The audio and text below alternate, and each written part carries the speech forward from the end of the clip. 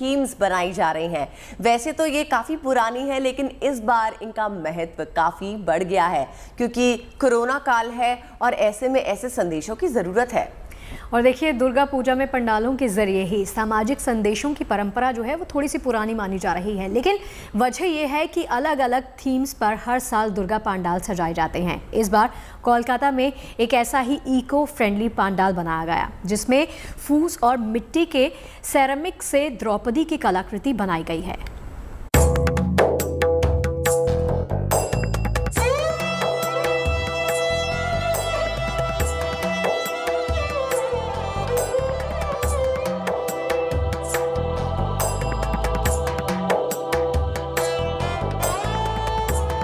नवरात्र में पूरा कोलकाता दुर्गामय हो चुका है।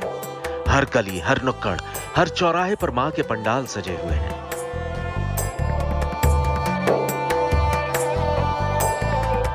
मां अंबे के तेज से पूरा पंडाल सुशोभित हो रहा है।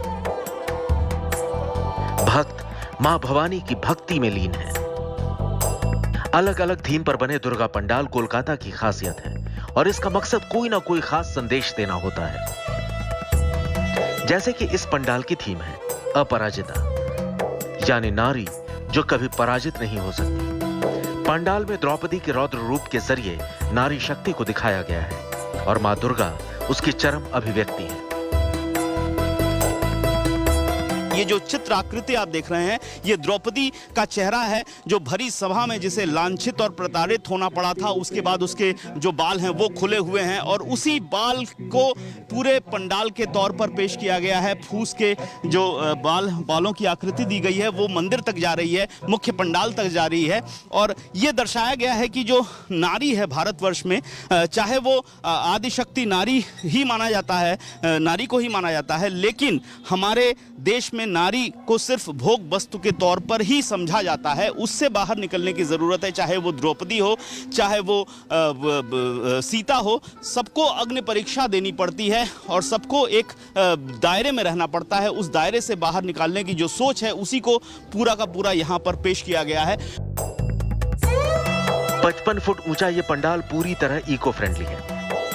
इसमें जो सामग्री इस्तेमाल की गई है उसे भी यहाँ लोगों के देखने के लिए रखा गया है। मिट्टी के सेरेमिक बॉल्स का इस्तेमाल किया गया है। अलग अलग रंगों से उसे रंगा गया है। जिस फूस से द्रौपदी की कलाकृति बनाई गई है वो भी यहाँ रखी है और वो तांबा भी है जिससे मां दुर्गा की प्रतिमा बनाई गई है। द्रौपदी के लंबे खुले बालों को शंख का रूप दिया गया है और दिखाने की कोशिश की गई है किसी शंख के अंदर से माता आदिशक्ति प्रकट हो रही है।